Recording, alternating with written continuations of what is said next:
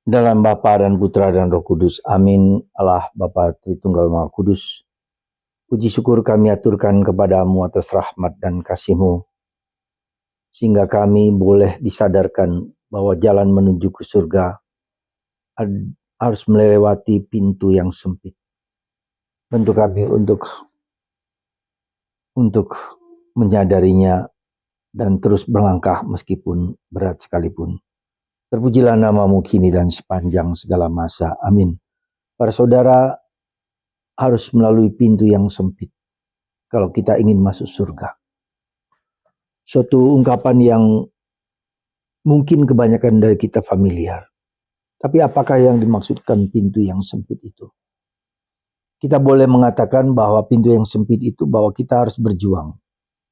Berjuang mengalahkan godaan dari dalam diri kita sendiri, yaitu godaan egoisme kita.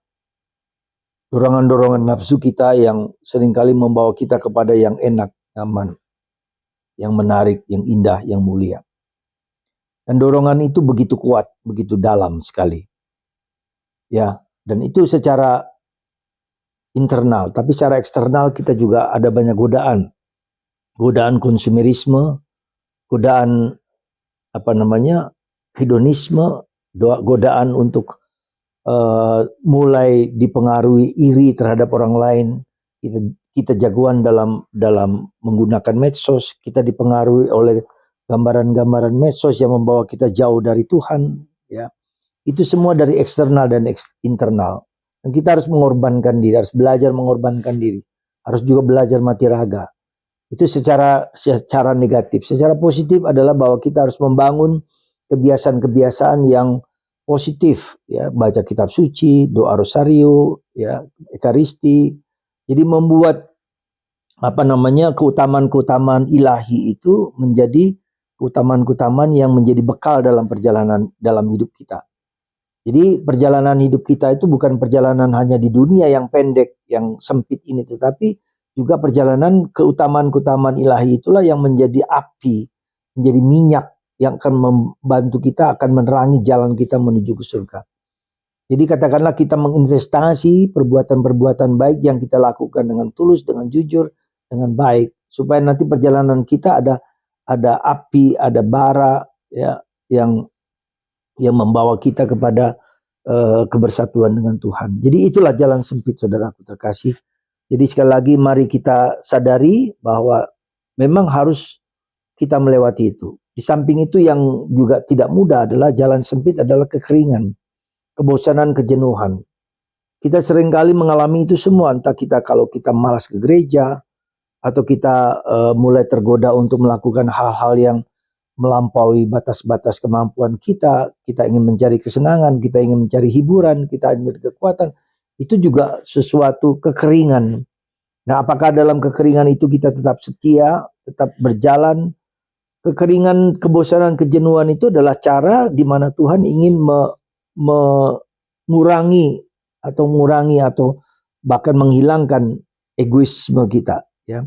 Santo Yohanes dari Salib itu melukiskan perjalanan hidup rohani seseorang itu seperti orang membakar balok kayu, ya, pohon dari balok kayu itu dibakar pelan-pelan sehingga air di dalam balok paru itu akan menjadi kering, ya, akan hilang, lalu akan menjadi kering, dan lama-lama balok itu menyala,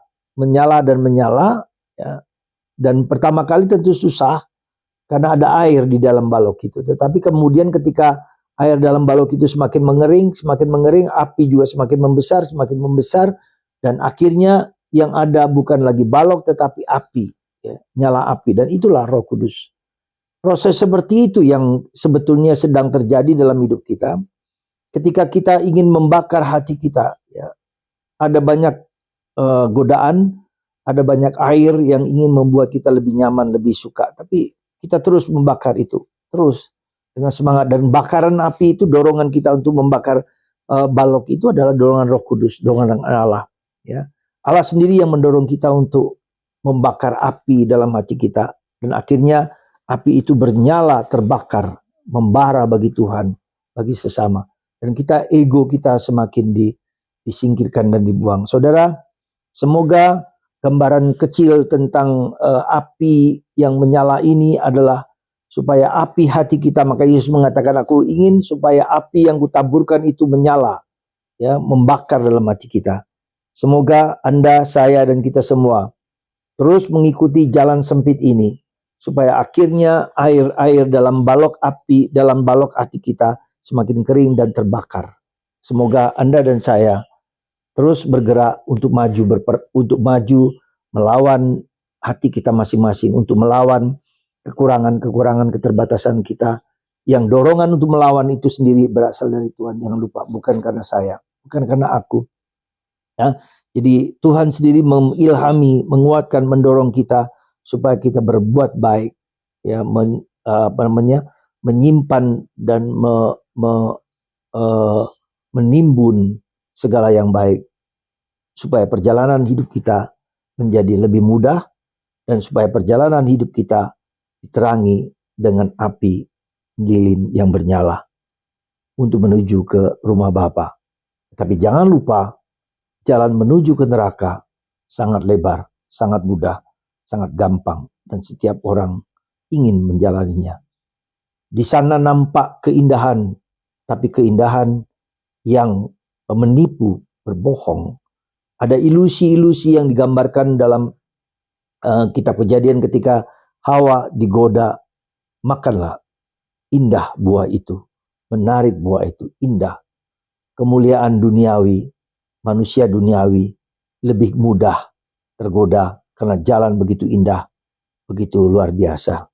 Semoga Tuhan memberkati Anda dan kita semua, supaya kita semakin dalam mengikuti Yesus, Bapa, Putra, dan Roh Kudus. Amin.